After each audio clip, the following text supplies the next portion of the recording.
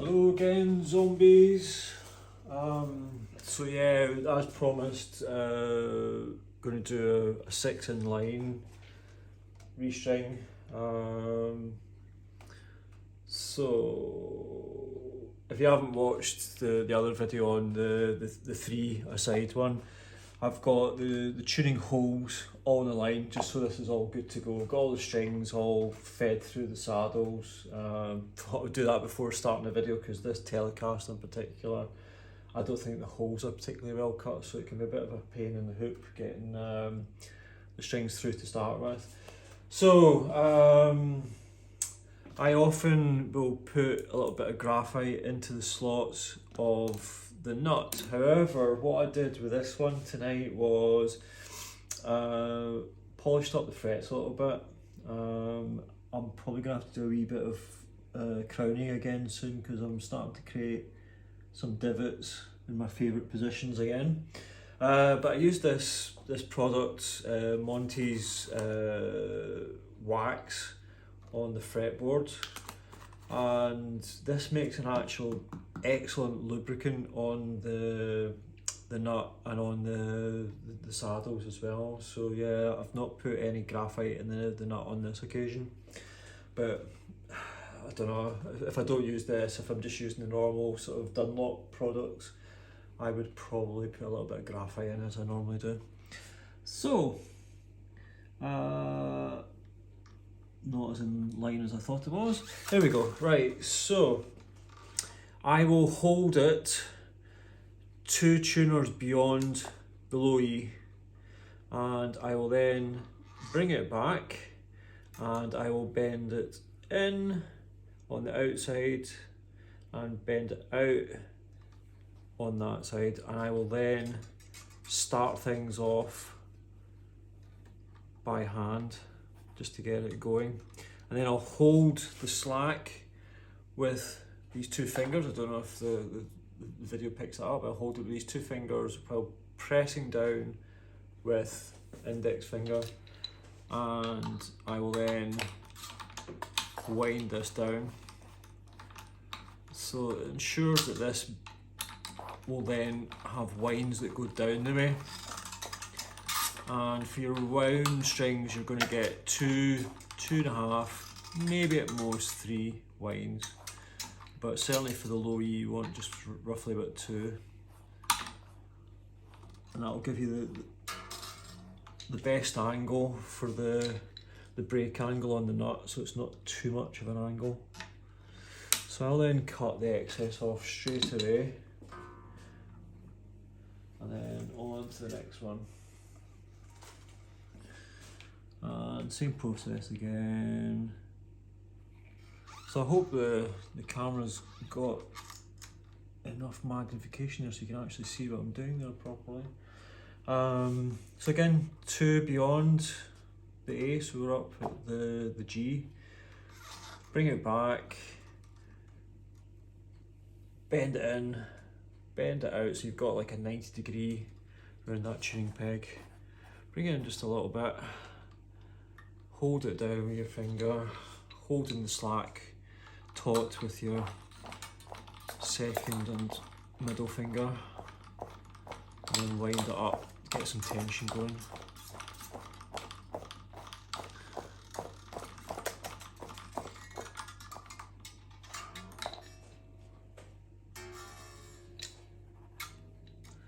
And again,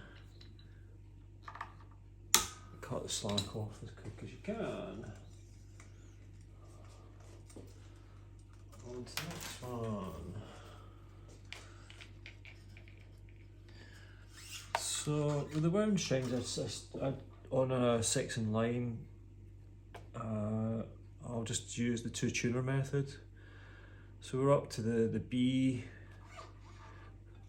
To get your excess, bend it in, bend it out.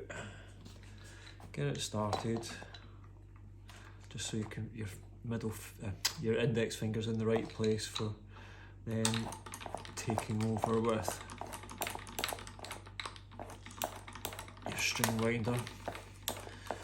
So I've actually got a winding facility on the Rode 2, but sometimes it's too quick. Before you know it, I'm cutting off the blood supply in my fingers, so I just have to do it with this hand winder.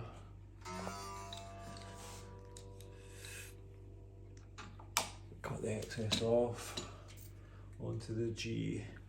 So when I'm starting to get onto the plain strings, I'll maybe give it just a little bit more, just so we've got a wee bit more windings. So go to the E, and then I'll maybe just half a tuner's width beyond, and then just the same process again, bend it in, bend it out, get it started, get that other one out of the way, otherwise I'm going to stab my finger. Hold it down just the same way, and see what this is doing, it's just making sure that the windings are going down the way.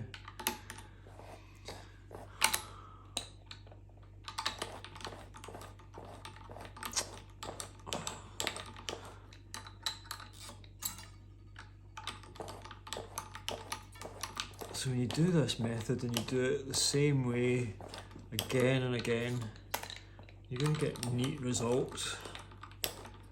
And the way that the bit of string that goes through the tuner presses down on the windings, or the windings press up, should I say, on that bit, it holds the string in the right place and it'll stay in tune properly. But as I said before in the other video, that the main thing about your guitar staying in tune is the nut and the saddle being well lubricated. Always make sure there's no sharp bits on them as well, and also on the underside of the string tree. So sometimes it's worthwhile just putting a wee bit of graphite on that as well, just so everything's as lubricated as it can be. So on to the B string. So obviously we've now got an issue here. We don't have another tuner to be a guide, so we just have to sort of eyeball it and go just maybe half beyond that again as well. Bend it in, bend it out, get it started by finger.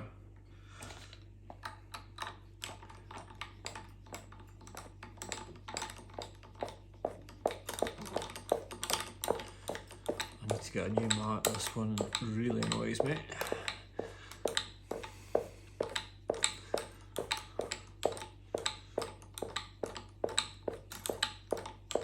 And obviously at some point when we start to get a little bit of tension in this one, we can start to feed it under the string tree. There we go. Cut excess off. And now we don't have any tuners whatsoever as a guide on this one. So we just have to sort of visualise something like that. Bend it in, bend it out, start by finger. This one can be a wee bit more fiddly because it's so thin. As long as you're holding it tight again, it should be okay. I find the old Fender tuners where you feed it in from the top, this is the one that's problematic. It'll slip out. So you just have to, you almost have to have a second pair of hands just to sort of press on it while you do all the other stuff. But the principle's the exact same though. As I say, I think that method that was shown on that illustration on Zombie was just not necessary. It doesn't make any difference to tuning stability, and if anything, it makes it more difficult or takes a bit longer to change strings, especially if you're gigging, because it takes ages to pull it off here. So when you've got that, I just slacken it, cut, and then feed everything through, and then it gets all cleaned up, ready to go. But that's all ready just to put the roadie tuner on it, get it tuned up, slacken it, stretch the strings. So I'll work it all the way along, and then tune up again. This won't need anything else done to it because the intonation, the setup's just all the exact same. So yeah, I hope that the camera's in so you can have enough there just to sort of see what I was doing there. So we've ended up 2 wines, 2.5 wines, 4.5, 5 wines. So it's enough that you've got the right brake angle. So these are all going down roughly at the same angle, maybe with the exception of the low E.